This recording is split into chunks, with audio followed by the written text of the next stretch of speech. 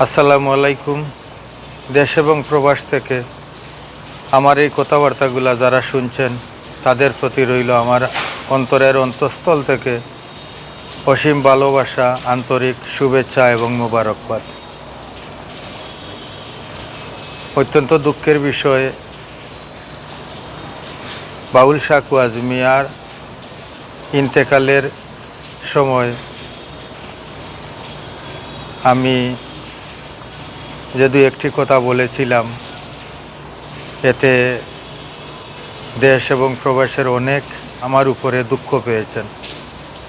সত্যি কথা, বাউল শাহকুয়াজ মিয়া আমার প্রতিবেশী, সম্পর্কে দাদা হন। আর উনার হাতের গড়া সংগঠন বাউল শাহকুয়াজ মিয়া লোকোৎসবের নগণ্য এক সভাপতি।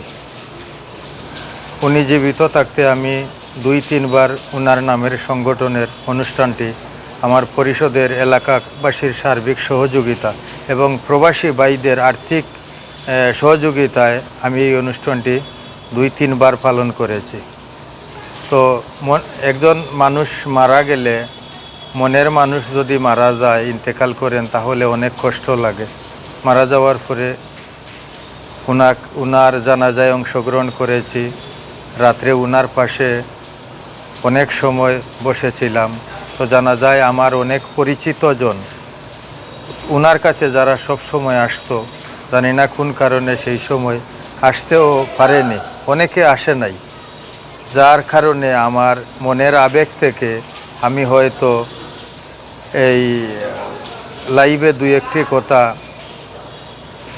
অজান্তে ভুল হয়েছে শুনে আমার প্রবাসী ভাইয়েরা বা দেশের বন্ধুগণ কষ্ট পেয়েছেন, যার জন্য কেউ আমাকে ফোনে, কেউ কারো মাধ্যমে যোগাযোগ করেছেন। তাই আমি নিজের থেকেই আমার এই কথাগুলা আমি উইথড্র করলাম। আর আপনারা যদি আমার এই কথাবার্তার মাধ্যমে কষ্ট পেয়ে থাকেন, আল্লাহর হস্তে ক্ষমা সুন্দর দৃষ্টিতে দেখবেন, আমি ক্ষমা চেয়ে নিচ্ছি। আর সত্যি কথা, বাউল মনা মানুষ সহজ সরল হয়। আমরা বাউল প্রেমিক, গানের প্রেমিক, আমাদের মধ্যে দ্বিধাদ্বন্দ্ব থাকাটা ভালো নয়। সব এক সারিতে বসে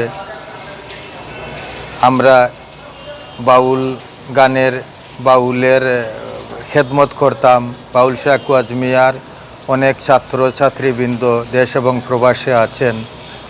আপনার সহযোগিতায় বাউল কুয়াজ মিয়াকে আমরা, বাউল কুয়াজ মিয়ার স্মৃতিকে আগলে রেখে তার কীর্তির ভিতর দিয়ে আমরা উনাকে বাঁচিয়ে রাখতে চাই। তো আপনাদের সহযোগিতা সর্বাঙ্গীন কামনা করছি। আপনারা আল্লাহর হস্তে ক্ষমা সুন্দর দৃষ্টিতে দেখবেন। লোকোৎসব পরিষদকে বাঁচিয়ে রাখার জন্য আপনাদের সকলের সহযোগিতা কামনা করছি এবং সর্বাঙ্গীন মঙ্গল কামনা করছি।